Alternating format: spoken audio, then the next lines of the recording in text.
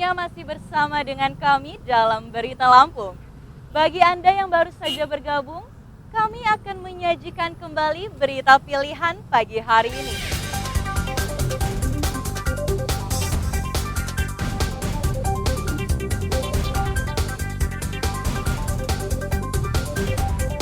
Mobil dinas rombongan pegawai DPRD Pesisir Barat kecelakaan di Jalan Tol Lampung Selatan. Seorang tewas dan 3 terluka.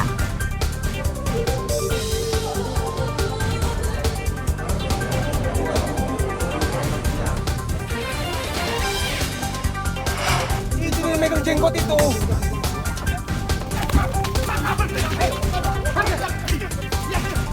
Penyergapan bandar narkoba di Lampung Tengah berlangsung sengit karena tersangka terus memberontak.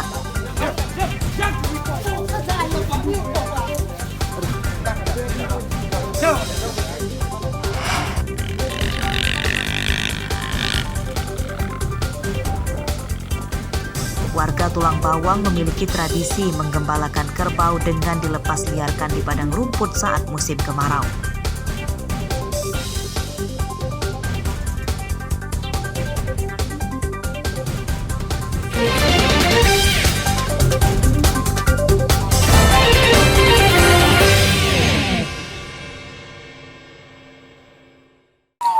Melaporkan bahwa malam ini terjadi kebakaran di lintas Bawang Lata. Kebakaran lahan di Tulang Bawang terus meluas. Rabu malam lahan kosong di pinggir jalan Sumatera Lintas Timur, Desa Bawang Atas, Kecamatan Menggala terbakar. Belasan titik api bermunculan dan cepat meluas tertiup angin kencang yang membakar semak belukar kering akibat kemarau. Kebakaran lahan di pinggir jalan Sumatera Lintas Timur ini terjadi hingga Kamis siang. Banyak titik api yang belum padam. 3 mobil damkar dikerahkan ke lokasi. Selain beresiko menjalar ke permukiman, asap yang timbul dari kebakaran lahan itu juga dapat mengganggu jarak pandang pengendara motor dan mobil.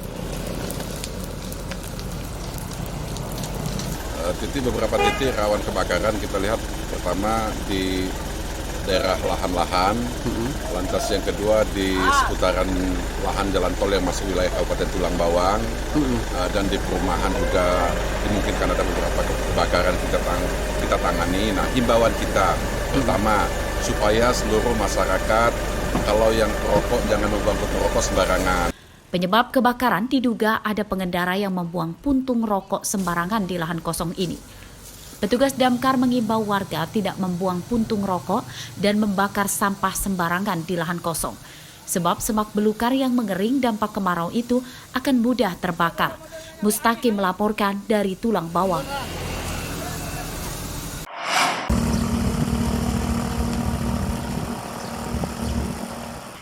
Krisis air bersih di Lampung Selatan kian parah. Krisis air bersih diantaranya melanda 4 desa di Kecamatan Kalianda, yakni Desa Sukaratu, Taji Malela, Canggu, dan Negeri Pandan. Untuk mendapatkan air, warga rela menempuh perjalanan jauh sekitar 2 km dengan motor. Salah satu sumber air yang didatangi banyak warga adalah sumur bor yang biasa dipakai untuk menyirami tanaman di salah satu ladang jagung di Desa Canggu. Sumur bor ini jadi andalan warga 4 desa yang sedang dilanda krisis air bersih. Warga harus antre dan bergantian mendapatkan air. Warga mewadahi air dengan jeriken dan galon supaya tidak tumpah saat dibawa pulang dengan motor. Hari-hari ngambil airnya? Ya kalau kayak gini ya. Ini konsumsi seminggu ini. Ini Jadi untuk enggak tiap hari ngambil. sumur di rumah Sumur di rumah untuk nyuci. untuk nyuci. Mandi. Kalau ini untuk keperluan minum. Sama sayur, sama nyuci beras. Kering. Kalau nggak kering mah sumur. Sumur kosong ya Pak? Ya. Selain di Kecamatan Kalianda, krisis air bersih juga melanda warga Kecamatan Sidomulyo. Selama kemarau, petugas rutin mendistribusikan bantuan air bersih bagi warga. Supaya tidak rebutan, petugas mengatur antrian jeriken dan ember yang dibawa warga. Berdasarkan data petugas damkar, terdapat 2 desa di Kecamatan Sidomulyo yang terparah dilanda krisis air bersih, yakni Desa Sukabanjar dan Talang Baru. Kita mendistribusikan 16.000 air, ya. Yang satu unit mobil tangkinya itu kapasitas 4.500 liter. Untuk mengatasi krisis air bersih di musim kemarau ini, warga mendesak pemerintah segera membangun sumur umum. Aris Susanto dan Asep Saifullah melaporkan dari Lampung Selatan.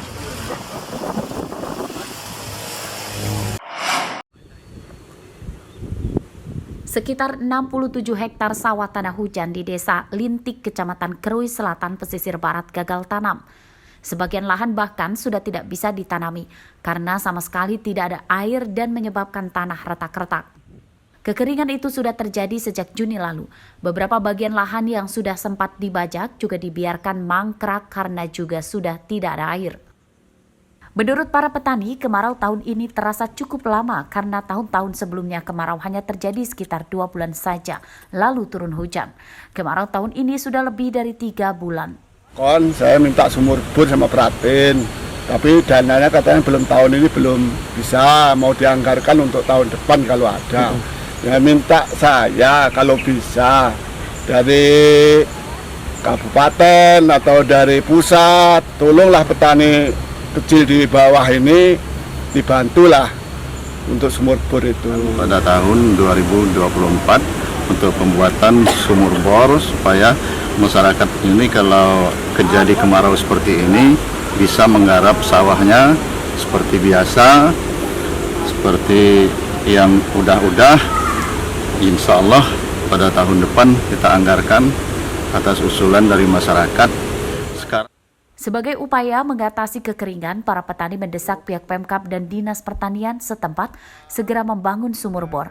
Jika musim kemarau terjadi lebih lama, petani masih bisa menanam dan minimal panen 2 kali setahun. Rosandi melaporkan dari pesisir barat.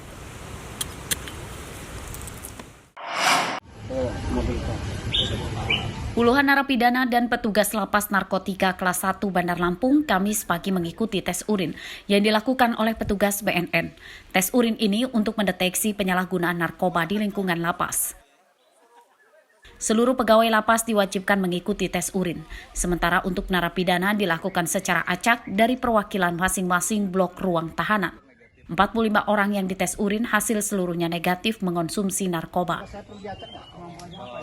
Tujuannya yang pertama adalah kita optimalisasi pelaksanaan P4GN, jadi pencegahan, pemberantasan, penyalahgunaan dan peredaran gelap narkotika dan prekurser narkotika. Lebih khusus lagi adalah di lingkungan lapas. Kita tes urin secara acak. Tadi kebetulan ini ada dokter yang tadi mengikuti kegiatan tersebut. Saya dilaporkan bahwa hasil dari tes urin itu semua negatif. Setelah pelaksanaan tes urin, petugas kemudian menyosialisasikan layanan rehabilitasi medis dan bahaya narkoba kepada para narapidana. Tes urin itu akan digelar secara berkelanjutan sebagai komitmen pihak lapas dan BNN perang terhadap narkoba. Arsadi Saputra melaporkan dari Bandar Lampung.